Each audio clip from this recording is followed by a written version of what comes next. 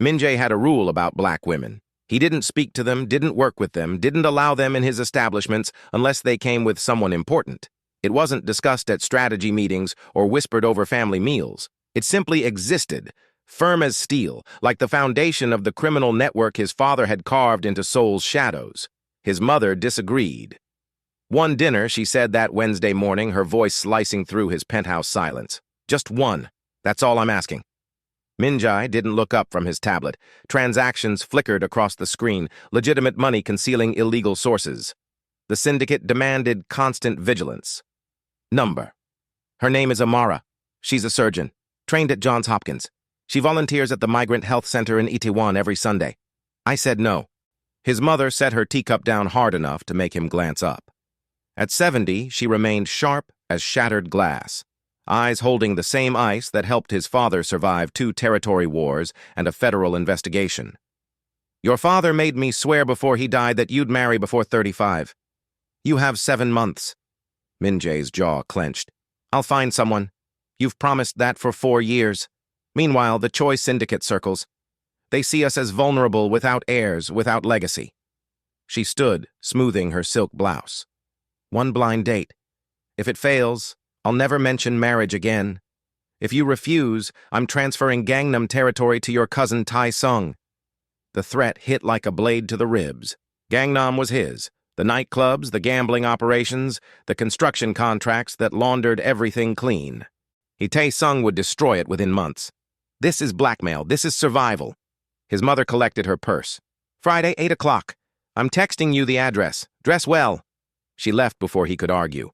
Min-jae sat alone, floor-to-ceiling windows framing Seoul like a kingdom he'd inherited and expanded. Somewhere below, a woman named Amara lived her life, completely unaware she was about to become irrelevant to his. 1 dinner, 2 hours maximum. Then back to his rules, his empire, his carefully controlled world. He repeated this until Friday arrived. The restaurant was exclusive, requiring both connections and silence. Min-jae arrived precisely on time, unusual for him. Lateness established dominance. Punctuality suggested equality. Amara was already seated. First surprise. Most women arrived late after Googling his wealth. I'd deciding to make him wait. But she sat calmly at the corner table, reading her phone, completely relaxed. Second surprise. She was stunning. Not the manufactured beauty of women who usually pursued him, the models and actresses who saw him as a trophy. Amara wore her natural hair in twists, barely any makeup, a navy dress that cost a fraction of what most women spent impressing him. She looked up as he approached. Her eyes were deep brown, utterly unimpressed. Min-jae? Yes. You're Amara. Your mother didn't explain much except you run the family syndicate and need to marry soon. She gestured to the empty chair. Should we order first or address the obvious? Min-jae sat, thrown off balance. What obvious? That this won't work, because I'm not Korean, or not the right kind of Korean, or simply not whatever you're looking for. Because she said it without bitterness. Just facts. Your mother was kind at the health center, but I understood this was a setup. Let's share expensive food, talk politely, then tell her we tried. Her casual dismissal stung. Min-jae was accustomed to women trying desperately or not at all because they expected pursuit. This was neither. You're a surgeon? Trauma surgeon. Seoul National University Hospital weekdays. Free clinic Sundays. Why Seoul? Why not? She smiled faintly. I needed change. Got offered a position 3 years ago. The work is excellent. The people are, she paused, mostly welcoming. Weight hung in that pause. Min-jae understood. Korea wasn't always kind to foreigners, especially black foreigners. He'd witnessed it in his organization, comments his men made when they thought he wasn't listening. The waiter appeared. Han Min-jae ordered for both out of habit, then caught himself. Do you have dietary restrictions? No, but I order for myself. I know. I apologize. Amara studied him with those dark eyes. Your mother called you complicated. I'm beginning to understand. My mother talks excessively. Your mother is lonely. She misses your father. She wants grandchildren before she dies. Amara leaned back. She also mentioned you probably wouldn't like me. Something about very specific preferences. Heat rose in Min-jae's chest. Had his mother revealed his prejudices to this woman? What else did she say? That you're brilliant, Ruthless in business? Fiercely loyal to family? That you don't trust easily?" Amara's expression softened. "And that you've been alone too long." The observation landed harder than expected. He was alone, had been for years, even before his father's death. The syndicate required it. Distance kept you sharp, prevented mistakes that got people killed. Food arrived. They ate silently. Minjai found himself noticing details. How she handled chopsticks, not perfectly but competently. A small scar on her right wrist. How she didn't fill silence with nervous chatter. "Why did you agree to this?" he asked finally. "Your mother was persistent. Also, dating in Seoul as a black woman is," she chose words carefully, "challenging. Most Korean men won't consider it. The ones who do usually have fetishes or fantasies. Your mother at least presented you as serious. I am serious about business. Not this?" Amara nodded. "At least you're honest." Minjae set down his chopsticks. He should end this now, thank her, pay, report to his mother it failed. But something kept him seated. "Well, what made you become a surgeon?" Amara looked surprised. "My brother. Sickle cell anemia. He spent half his childhood hospitalized. I watched doctors try to help, try to manage his pain." Her voice quieted. "He died at 13. I was 15. I decided then to become the kind of doctor he deserved." Minjai felt something crack in his chest. Small, but enough to let something through. "I'm sorry. It was years ago." Amara smiled, but it didn't reach her eyes. "What about you? Did you always want to run the syndicate?" The question seemed innocent, but they both knew what syndicate meant. His mother had probably been vague, but Amara wasn't stupid. "I had no choice. My father built something. I inherited it. Refusing meant watching it collapse or fall to the wrong people. Do you enjoy it? Nobody had ever asked that. I'm skilled at it." "Oh, that's not what I asked." Minjae met her gaze. "No, I don't enjoy it. But it's mine, and I protect what's mine." They finished dinner. Minjae paid despite Amara's protest. Outside, cool Seoul air surrounded them, city lights reflecting off glass towers. "Thank you for dinner. You can tell your mother we attempted this." Minjae should have agreed, said goodnight, driven to his penthouse and his numbers and his empire. Instead, he heard himself say, "Would you like coffee?" Amara tilted her head, studying him. "Why?" "I don't know." She smiled then, genuinely, transforming her face. "Okay, but somewhere normal. Not another place where staff know your name." They found a small cafe 3 blocks away, cheap and crowded with students and couples. Minjae never went to places like this. And they sat in a corner booth with mediocre coffee and talked about Seoul, her hospital work, patients at the free clinic, immigrant families unable to afford regular health care. Minjae found himself sharing too, pressure of running what his father built, his mother's grief, the weight of hundreds depending on his decisions. He didn't mention the violence, the bribes, the people who vanished when they became problems, but he sensed she understood anyway. 3 hours passed like minutes. At the subway station, Amara said, "I had a good time. Surprisingly, me too. Your mother will be thrilled." Minjae smiled despite himself. "She'll claim credit." "She should. I almost canceled 3 times." Amara looked at him directly. "But I'm glad I didn't. Can I see you again?" The question escaped before Minjae could stop it. Amara's eyebrows rose. "Well, are you certain? I'm still black, still not Korean, still everything your mother said you wouldn't like." "I know. And you're still," she gestured vaguely, "you, with everything that involves." "I know." Amara was quiet. Then she pulled out her phone. "Give me your number. But Minjae, if we do this, you must be honest about who you are. What you do. I work with vulnerable people. I can't involve myself with someone who harms them." Minjae felt the crack widen. She was asking him to choose between his rule and something he couldn't name yet. Between comfortable prejudice and the uncomfortable truth that she already mattered. He gave her his number. They texted that night. Small things. A photo of her cat, hospital complaints, his comment about a failed meeting. Minjae lay in his penthouse bed and felt something unfamiliar. Curiosity about where this might lead, who he might become if he allowed it. His phone buzzed. "Your mother called. She wants to know how it went. What should I tell her?" Minjae smiled in darkness. "Tell her you're reconsidering your standards." "Ha, she'll love that. Good night, Minjae." "Good night, Amara." He fell asleep thinking about her smile, the scar on her wrist, how she'd looked at him like he was a person, not a position or bank account or stepping stone. He fell asleep not knowing that in 8 months she'd save his life, and in 14 months he'd have to choose between saving hers or saving everything he'd built. They met 4 times the first week.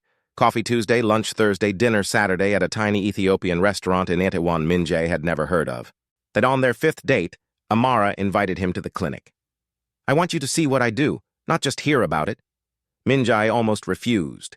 The clinic was in territory his organization controlled through protection rackets. But he said yes, because saying no meant admitting shame. The clinic was smaller than imagined. 3 exam rooms, a waiting area with mismatched chairs, a pharmacy resembling a closet. Amara introduced him as a friend. The volunteers barely looked up. The waiting room was packed. Immigrant families, Southeast Asian workers, African students, older Koreans fallen through healthcare cracks. Minjay recognized faces, the Thai woman whose restaurant paid protection money, the Nigerian man who complained monthly about fees. They recognized him too. Fear flashed in their eyes, the quick look away. Amara was with a patient. And so Minjay sat watched her examine a feverish child, speaking gentle broken Korean mixed with English. Watched her explain prescriptions to an elderly woman who couldn't read. Watched her stay late for one more patient, then another. By the time they finished, it was past midnight. "You're exhausted," Minjay said as they walked to his car. He'd insisted on driving her home. "This is what I do. Every Sunday I can." Amara leaned against his car, looking at Seoul's light-polluted sky. "Most of those people won't go to regular hospitals. They fear deportation, being reported, being treated like they don't matter. So we help." Minjay thought about the protection money, the fees making small businesses struggle, the system he maintained pushing people to places like this. "What are you thinking?" Amara asked. "That I'm part of the problem." She didn't deny it. "Yeah, probably." The honesty should have angered him. Instead, it felt like relief. "Can I ask something?" Minjay said. "Always. Why spend time with me? You know what I do, what my family does. It contradicts everything you believe." Amara was quiet. "Because I think you're more than what you do. I think you inherited a nightmare, and you're surviving it. And I think—" She paused. "Maybe you want to be better. You just don't know how." Minjay felt something break open wider, the cracks spreading, letting in light and air and terrifying possibility that she might be right. He drove her home, walked her to her door, kissed her for the first time in her dim hallway. She tasted like coffee and something sweet he couldn't name. Her hands came to his face, gentle but certain. When they separated, she was smiling. That was nice. Just nice? Very nice. But Minjay, her expression grew serious. "If we're really doing this, promise me something." "What?" "No lies. Not about what you do, who you are. I can handle truth. I can't handle deception." Minjay thought about his life built on deception, legitimate businesses hiding illegitimate ones, politicians taking bribes, families benefiting from protection while pretending ignorance. "I promise." They kissed again, longer, deeper. Minjay felt himself falling into something he couldn't control, predict, or protect himself from. It was terrifying. It was the best he'd felt in years. His mother noticed immediately. "You're smiling more. Amara must be good for you. Don't gloat." "I'm not gloating. I'm being proven correct." She poured tea. "When will you bring her to family dinner?" Minjay's stomach tightened. "It's too soon." "It's been 4 weeks." "That's practically engaged by your standards. The family won't accept her. The family will accept whoever I tell them to accept." His mother's voice hardened. "I didn't survive your father's wars by being weak. If you want this woman, bring her to dinner. Show everyone she matters, or they'll smell weakness and use it against you." She was right. His cousin Tae-sung was already circling, making comments about divided focus. The Choi Syndicate had reached out twice about marriage alliances. "Fine. Next Sunday?" His mother smiled. "Good. I'll ensure everyone behaves." That was a lie, but Minjay appreciated the effort. He told Amara Thursday over takeout at her apartment while her cat Mango sat between them, judging him. "Family dinner?" Amara said. "With your entire family? Most of them, the ones who matter?" "Minjay, I've met your mother. She's lovely. But I'm not naive. I know what family dinner means in your world. It's a test. But if you pass, they'll leave you alone. And if I don't pass? Min-jae didn't answer immediately. If the family decided she was a liability, an embarrassment, unacceptable. Things would get complicated. Then we deal with it. Amara looked at him. You're asking me to walk into a room full of people who'll hate me for reasons I can't control. People with power, connections, probably criminal records. And you want me to smile and prove I'm good enough? Yes, that's a lot to ask. I know. Do you? Amara's voice rose. Min-jae, I've spent my entire life proving I'm good enough, smart enough, professional enough. I'm exhausted, and I like you, really. But I won't perform for your family. I'm not asking you to perform. I'm asking you to let me show them you matter more than their approval. Amara's eyes softened. Okay, but if this goes badly, don't expect me to just accept it. I won't. The dinner was exactly as bad as expected. His uncle Young-ho made pointed comments about maintaining tradition. His cousin Tae-sung asked where Amara was really from, implying America wasn't a real answer. His aunt wondered aloud if their children would even look Korean. Amara handled it with grace. Min-jae couldn't have managed, answering questions politely, refusing to be provoked. Then his uncle crossed the line. Tell me, Amara, what exactly do you expect to gain from my nephew? Because a woman like you doesn't usually end up with Korean men unless there's an angle. The table went silent. Min-jae stood. Uncle, that's enough. I'm simply asking what we're all thinking. Young-ho's smiled coldly. She's after money, status, citizenship. She's after nothing because I pursued her. Min-jae's voice went deadly quiet. And if you insult her again, you'll answer to me, not as your nephew, as the head of this family. Young-ho's face reddened. Your father would be ashamed. My father built an empire on fear and died alone. I'm building something different. Min-jae looked around the table. Amara is a surgeon who saves lives while I, run protection rackets that hurt people like her patients. If anyone here isn't good enough, it's us. He took Amara's hand. We're leaving. They didn't speak until they reached his car.